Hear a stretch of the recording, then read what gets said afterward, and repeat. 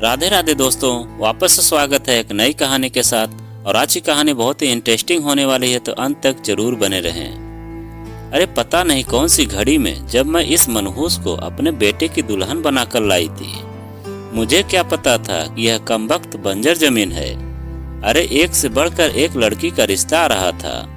भला बताओ, 6 साल हो गए इंतजार करते हुए, बच्चा न पैदा कर सकी, बांझ कहीं की।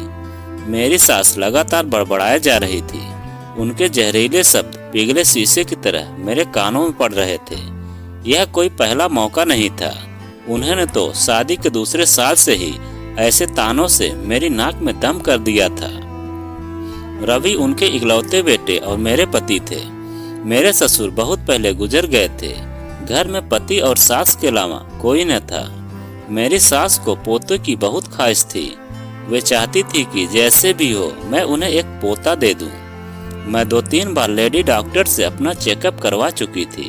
मैं हर तरह से सेहतमंद थी। समझा बुझा कर मैं रवि को भी डॉक्टर के पास ले गई थी। उनकी रिपोर्ट भी बिल्कुल ठीक थी। डॉक्टर ने हम दोनों को भी समझाया भी था।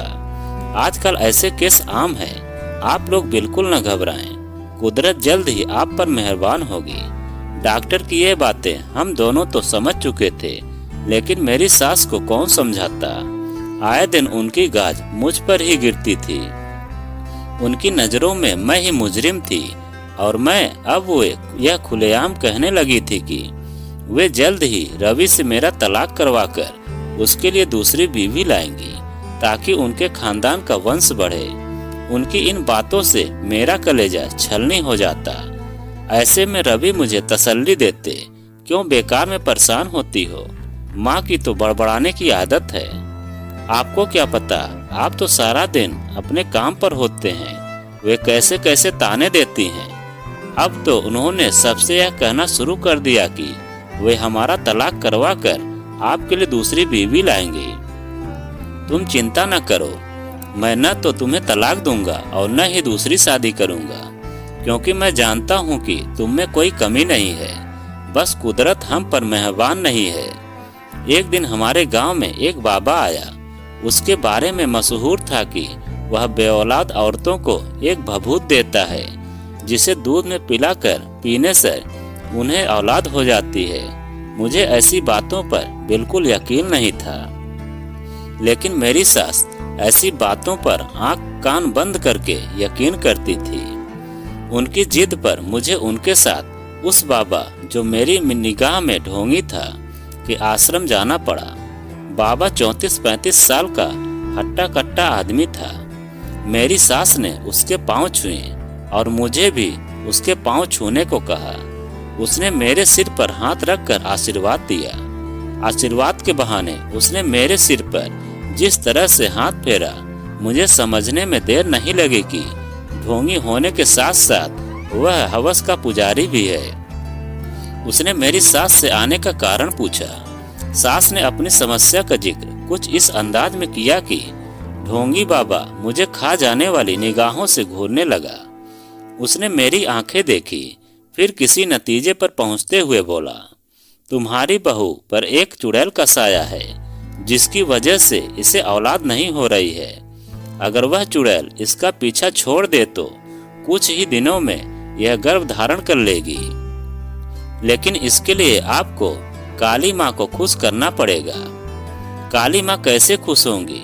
मेरी सास ने उत्सुकता से पूछा।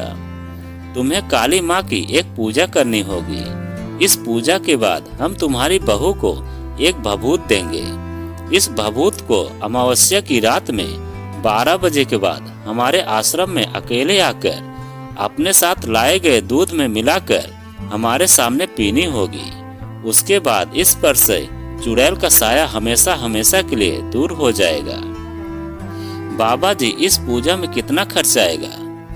ज्यादा नहीं, 7-8 हजार रुपए। मेरी सास ने मेरी तरफ ऐसे देखा मानो पूछ रही हो कि मैं इतनी रकम का इंतजाम कर सकती हूँ। मैंने नजरें फेर ली और ढोंगी बाबा से पूछा, बाबा इस बात की क्या गारंटी है कि आपकी भभूत से मुझे औलाद हो ही जाएगी? ढोंगी बाबा के चेहरे पर फौरन नाखुशी के भाव आए। वह नाराजगी से बोला, बच्ची, हम कोई दुकानदार नहीं है जो अपने माल की गारंटी देता है। हम बहुत पहुँचे हुए बाबा हैं। तुम्हें अगर औलाद चाहिए तो जैसा हम कह रहे हैं वैसा करो, वरना तुम यहाँ से जा सकती हो। ढोंगी बाबा के रौद्र रूप धारण करने पर मेरी सास सहम गई। फिर मुझे खा जाने वाली निगाहों से देखते हुए चापलूसी के लहजे में बाबा से बोली, बाबा जी, यह नादान है, इसे आपकी महिमा के बारे में कुछ नहीं पता है। आप यह बताइए कि पूजा कब करनी होगी। जिस रोज अमावस्या होगी उस रोज शाम के 8 बजे हम काली माँ की पूजा करेंगे। लेकिन तुम्हें एक बात का वादा करना होगा। वह क्या बाबा जी? तुम्हें इस बात की खबर किसी को भी नहीं होने देनी है, यहाँ तक कि अपने बेटे को भी नहीं। अगर किसी को भी इस बात की भनक लग गई तो समझो उसने अपनी बात अधूरी छोड़ दी। मेरी सास ने ढोंगी बाबा को फौरन यकीन दिलाया कि वे किसी को इस बात का पता नहीं चलने देंगी। उसके बाद हम घर आ गए। 5 दिन बाद अमावस्या थी। मेरी सास ने किसी तरह पैसों का इंतजाम किया और फिर पूजा के इंतजाम में लग गई। इस पूजा में मुझे शामिल नहीं किया गया। मुझे बस रात को उस ढोंगी बाबा के पास एक लोटे में दूध लेकर जाना था। मैं ढोंगी बाबा की मंशा अच्छी तरह जान चुकी थी, इसीलिए आधी रात होने पर मैंने अपने कपड़ों में एक चाकू छिपाया और ढोंगी के आश्रम में पहुंच गई। ढोंगी बाबा मुझे नशे में झूमता दिखाई दिया। उसके मुंह से शराब की बू आ रही थी। तभी उसने मुझे वहीं बनी एक कुटिया में जाने को कहा। मैंने कुटिया में जाने से फौरन मना कर दिया। इस पर उसकी भौवें तन गई। वह धमकी देने वाले अंदाज में बोला, तुझे औलाद चाहिए या नहीं? अपनी इज्जत का सौदा करके मिलने वाली औलाद से मैं बेऔलाद रहना ज्यादा पसंद करूंगी। मैं दृढ़ स्वर में बोली, तू तो बहुत पहुंची हुई है, लेकिन मैं भी किसी से कम नहीं हूँ। घी जब सीधी उंगली से नहीं निकलता तब मैं उंगली टेढ़ी करना भी जानता हूँ। कहते ही वह मुझ पर झपट पड़ा। मैं जानती थी कि वह ऐसी नीच हरकत करेगा। अंततः तुरंत चाकू निकाला और उसकी गर्दन पर लगाकर दहाड़ी। मैं तुम जैसे ढोंगी बाबाओं की सच्चाई अच्छी तरह जानती हूँ। तुम भोली भाली जनता को अपनी चिकनी चुपड़ी बातों से न केवल लूटते हो बल्कि औरतों की इज्जत से भी खेलते हो। मैं यहाँ अपनी सास के कहने पर आई थी। मुझे कोई भभूत नहीं चाहिए। मुझ पर किसी चुड़ैल का साया नहीं है। मैंने तेरी भभूत दूध में मिलाकर पी ली थी। तुझे यही बात मेरी सास से कहनी है बस। अगर तूने ऐसा नहीं किया तो मैं तेरी जान ले लूंगी। उसने घबरा कर हाँ में सिर हिला दिया। तब मैं लोटे का दूध वहीं फेंक कर घर आ गई। कुछ महीनों बाद जब मुझे उल्टियां शुरू हुई तो मेरी सास की खुशी का ठिकाना न रहा, क्योंकि वे उल्टियां आने का कारण जानती थी। यह खबर जब मैंने रवि को सुनाई तो वे भी बहुत खुश हुए। उस रात रवि को खुश देखकर मुझे अनोखी संतुष्टि हुई, मगर सास की अक्ल पर तरस आया, जो यह मान बैठी थी कि मैं गर्भवती ढोंगी बाबा की भभूत की वजह से हुई हूँ। अब मेरी सास मुझे अपने साथ सुलाने लगी। रात को जब भी मेरा पाँव टेढ़ा हो जाता तो वे उसे फौरन सीधा करते हुए कहती कि मेरा पाँव टेढ़ा करने पर जो औलाद होगी उसके अंग विकृत होंगे। मुझे अपनी सास की अक्ल पर तरस आता, लेकिन मैं यह सोचकर चुप रहती कि उन्हें अंधविश्वास की बेड़ियों ने जकड़ा हुआ है। एक दिन उन्होंने मुझे एक नारियल ला कर दिया और कहा कि अगर मैं इसे भगवान गणेश के सामने एक झटके से तोड़ दूंगी तो मेरे होने वाले बच्चों के गालों में गड्ढे पड़ेंगे, जिससे वह सुंदर दिखा करेगा। मैं जानती थी कि ये सब बेकार की बातें हैं। फिर भी मैंने उनकी बात मानी और नारियल एक झटके से तोड़ दिया। लेकिन इसी के साथ मेरा हाथ भी जख्मी हो गया और खून बहने लगा। लेकिन मेरी सास ने इसकी जरा भी परवाह नहीं की और गणेश की पूजा में लीन हो गई। शाम को काम से लौटने के बाद जब रवि ने मेरे हाथ पर बंधी पट्टी देखी तो इसका कारण पूछा। तब मैंने सारी बात बता दी। तब वे बोले, प्रीति तुम तो मेरी माँ को अच्छी तरह से जानती हो। वे जो ठान लेती हैं उसे पूरा करके ही दम लेती हैं। मैं जानता हूँ कि आजकल उनकी आंखों पर अंधविश्वास की पट्टी बंधी हुई है, जिसकी वजह से वे ऐसे काम भी कर रही हैं जो उन्हें नहीं करने चाहिए। तुम मन मार कर उनकी सारी बातें मानती रहो, वरना कल को कुछ ऊंच नीच हो गई तो वे तुम्हारा जीना हराम कर देंगी। रवि अपनी जगह सही थे। जैसे जैसे मेरा पेट बढ़ता गया, वैसे वैसे मेरी सास के अंधविश्वासों में भी इजाफा होता गया। वे कभी कहती कि चौराहे पर मुझे पाँव नहीं रखना है, इसीलिए किसी चौराहे पर मेरा पाँव न पड़े, इसके लिए मुझे लंबा रास्ता तय करना पड़ता था। इससे मैं काफी थकावट महसूस करती थी, लेकिन अंधविश्वास की बेड़ियों में जकड़ी मेरी सास को मेरी थकावट से कोई लेना देना न था। 8वां महीना लगने पर तो मेरी सास ने मेरा घर से निकलना ही बंद कर दिया और सख्त हिदायत दी कि मुझे न तो अपने मायके जाना है और न ही जलती होली देखनी है। उन्हीं दिनों मेरे पिताजी की तबीयत अचानक खराब हो गई। वे बेहोशी की हालत में मुझसे मिलने की गुहार लगाए जा रहे थे, लेकिन अंधविश्वास में जकड़ी मेरी सास ने मुझे मायके नहीं जाने दिया। इससे पिता के मन में हमेशा के लिए यह बात बैठ गई कि उनकी बेटी उनके बीमार होने पर देखने नहीं आई। उन्हीं दिनों होली का त्योहार था। हर साल मैं होलिका दहन करती थी, लेकिन मेरी सास ने मुझे होलिका जलाना तो दूर, उसे देखने के लिए भी मना कर दिया। मेरे बच्चा पैदा होने से कुछ दिन पहले मेरी सास मेरे लिए उसी ढोंगी बाबा की भभूत लेकर आई और उसे मुझे दूध में मिलाकर पीने के लिए कहा। मैंने कारण पूछा तो उन्होंने कहा कि मैं ऐसा करूंगी तो मुझे बेटा पैदा होगा।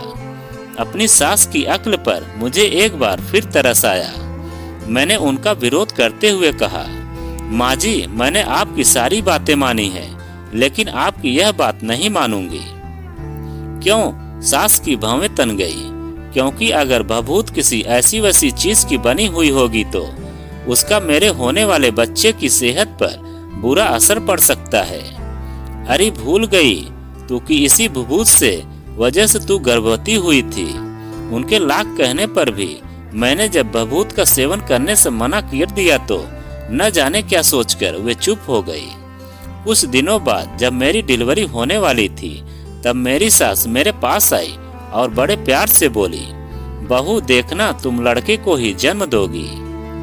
मैंने वजह पूछी तो वे राज खोलती हुई बोली, बहू तुमने तो बाबा जी की भभूत लेने से मना कर दिया था, लेकिन उन पहुँचे बाबा जी का कहा मैं भला कैसे टाल सकती थी, इसीलिए मैंने तुझे वह भभूत खाने में मिलाकर देनी शुरू कर दी थी।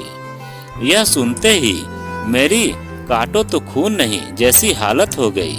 मैं कुछ कह पाती उससे पहले ही मुझे अपनी आंखों के सामने अंधेरा छाता दिखाई देने लगा। फिर मुझे किसी चीज की सुध नहीं रही और मैं बेहोश हो गई। होश में आने पर मुझे पता चला कि मैंने एक मरे हुए बच्चे को जन्म दिया था। ढोंगी बाबा ने मुझसे बदला लेने के लिए उस भभूत में कुछ जहरीली चीज मिला दिया था, जिसके बारे में मैंने सुना था कि यह चीज धीरे धीरे असर करता है। 1-2 बार बड़ों को देने पर यह कोई नुकसान नहीं पहुंचाता, लेकिन छोटे बच्चों पर यह तुरंत असना असर दिखाता है। इसी वजह से मैंने मरा बच्चा पैदा किया था। तभी ढोंगी बाबा के बारे में मुझे पता चला कि वह अपना डेरा उठाकर कहीं भाग गया है। मैंने रवि को हकीकत से वाकिफ कराया तो उसने अपनी माँ को आड़े हाथों लिया। तब मेरी सास पश्चाताप में भरकर हम दोनों से बोली, बेटी मैं तुम्हारी गुनाहगार हूँ। पोते की चाह में मैंने खुद को अंधविश्वास की बेड़ियों के हवाले कर दिया था। इन बेड़ियों की वजह से मैंने जाने अनजाने में जो गुनाह किया है उसकी सजा तुम मुझे दे सकती हो। मैं उफ तक नहीं करूँगी। मैं अपनी सास को क्या सजा देती। मैंने उन्हें अंधविश्वास को तिलांजलि देने को कहा तो वे फौरन मान गई। इसके बाद उन्होंने अपने मन से अंधविश्वास की जहरीली बेल को कभी फूलने फलने नहीं दिया। 1 साल बाद मैंने फिर गर्भधारण किया और एक स्वस्थ बच्चे को जन्म दिया। मेरी सास मारे खुशी के पागल हो गई। उन्होंने सारे गांव में सबसे कहा कि वे अंधविश्वास के चक्कर में न पड़े, क्योंकि अंधविश्वास बिना मुठ की तलवार है जो चलाने वाले को ही घायल करती है। तो दोस्तों, यह कहानी आपको कैसी लगी कमेंट में लिखकर हमें जरूर बताएं। और आप अगर हमारे चैनल पर नए हों तो प्लीज चैनल को सब्सक्राइब करें और वीडियो को लाइक जरूर करें, क्योंकि हम आपके लिए ऐसी ही वीडियो लाते रहते हैं।